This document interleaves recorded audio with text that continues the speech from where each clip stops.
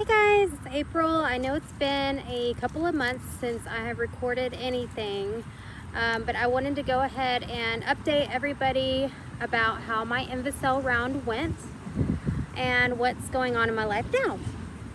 So our Invocell round has failed. What happened was when we went in for my egg retrieval, I had 6 follicles that were mature. And so when I went into the egg retrieval, we were thinking I was gonna get around 6 eggs. Well, it came out that I only had 2. I had 2 eggs out of 6 follicles, and 4 of my follicles were empty. The doctor did not tell me why they were empty. She didn't mention anything about pre-ovulation or anything like that. And from what my current doctor says is if I would have pre-ovulated, she would have known if an egg had been released or something like that.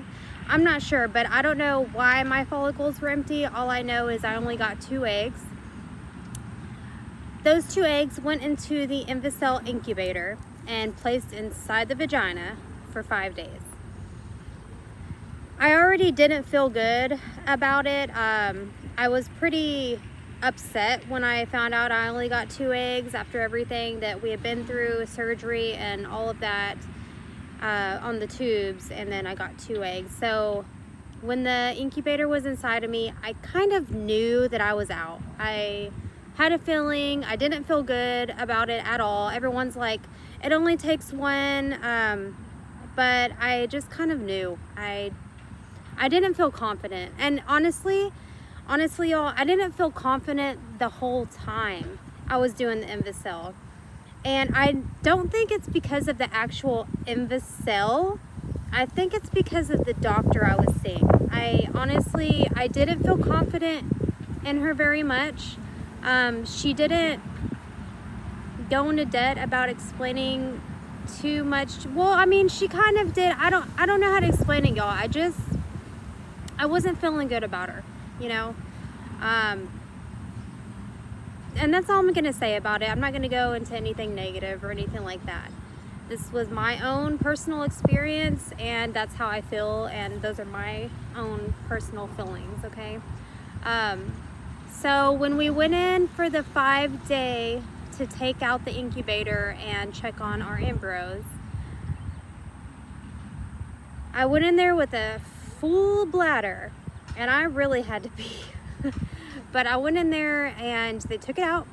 The doctor and her nurse, I guess, came in and told me that neither one of them made it to the blast stage. One of them had stopped growing on day 1, and the other one stopped growing on either day 3 or 4. So I had nothing to transfer. The doctor did not offer me any kind of discount on anything else or anything like that. And I think the reason why my eggs, I don't know. I know Invocell is a lower stimulation, and so all your follicles aren't going to be stimulated. So yeah, I mean, that is what I signed up for, and I knew that. And if I would have got 6 eggs out of it, probably would have had a couple of, to transfer that made it to blast. But that didn't happen. So I can sit here and say the what ifs and this and that, but I'm not even gonna stress over that. I have already stressed about it. This is 2 months later. And 2 months later, now, okay, so when I left the doctor's office, honestly, I don't think I cried because I was already prepared for that. I didn't think that either one of them was gonna make it. The whole 5 days I had that thing in there, and it really wasn't that uncomfortable having the incubator inside of me. It wasn't that uncomfortable. I didn't move around too much or anything. I'd say about day 4, I was ready for it to come out, if that makes sense. I was like, okay, this can come out now. But other than that, yeah, And a lot of girls in the Facebook group, they did get pregnant with Invocell. I was just, I guess, unlucky. It didn't work for me. And just because it didn't work for me doesn't mean it won't work for you, because it does work for some. In my group, around the same time of ladies that were also doing their cycle, about like 8 of them got pregnant. And that's kind of a lot, you know? So I just think, you know, your doctor has a lot to do with it. You need to feel confident in your doctor. I know from experience now, if you don't feel good, don't do it, you know? And that's all I can say. Like, if you're not 100% sure, this stuff is expensive. If you don't feel confident in your doctor, there are many other doctors out there. Go find you another one, you know? And that's my advice I can give y'all. So where I'm at now is I ended up going back to my original doctor. His name is Dr. Witz, and he is at HFI. He is highly talked about here in Houston. Multiple women have, you know, referred him to me. And he's the one that did my tubal surgery, which came out, you know, he did a phenomenal job. And I have consulted with him at least 3 times already. So my husband and I are gearing up for our IVF cycle, guys. That's where we're at. I just had my January period last week, and my February period, it'll be the one that I call in. I'm going to be on 2 weeks of birth control, and after the birth control, I'm going to start my stims. So y'all are going to want to stick around for that. Yeah, we're completely 100% going for the IVF. We're out of pocket, but we're very, very confident. We're confident in the doctor. I have always been confident in this doctor. He's super smart. He's friendly. He knows what he's doing. He's been in the practice for many, many years, and he's all around just good. And I'm super confident in him. I was confident in him, and y'all are probably thinking, why didn't you stay with him? Well, he doesn't do Invocell. They only offer IVF, IUI, and you know, things like that. They don't offer Invocell. And because I'm out of pocket, I was trying to cut costs if I could, stay in a budget. I'm very, you know, budget friendly, and that's why I went with the only doctor in Houston that offered Invocell. I didn't really have that many other options. I could have drove to San Antonio, but yeah. Anyway, so that's why I went with the other doctor to do Invocell, is because it was $5,000 versus almost 14 plus meds, you know. So yeah, I was saving quite a bit of money, and I am really happy that I got to go through that, honestly, because now I know what to expect. I'm not, this time around, I'm not like freaking out like I was the first time. I'm super relaxed. I'm chill. There's not like, I'm not freaking out about anything. I'm not getting overly excited. I'm not, you know, my emotions are like stable, I would say. They're not like crazy like they were with the first round. So I think that's good. I've been doing fertility yoga with Bettina Ray on YouTube. That's her name is spelled Bettinarae. She's really good. Y'all should look her up. And I do her yoga every day. Just go back and watch her previous videos and, you know, go from there. But I really like her. She's very calming. I think she's Australian, but yeah, she's really nice to watch and practice the yoga with.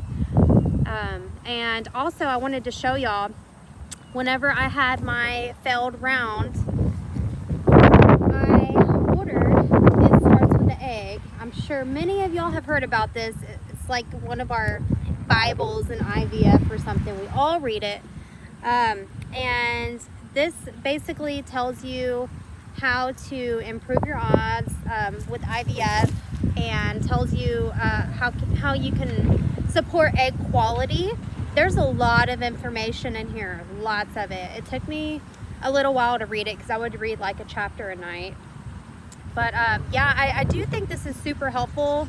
And for those of y'all that want to do absolutely everything you can, this would be a good book to read.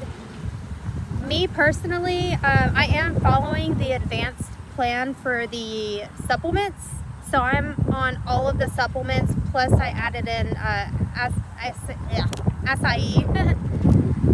So I'm on all supplements in the advanced plan plus acai, plus a prenatal.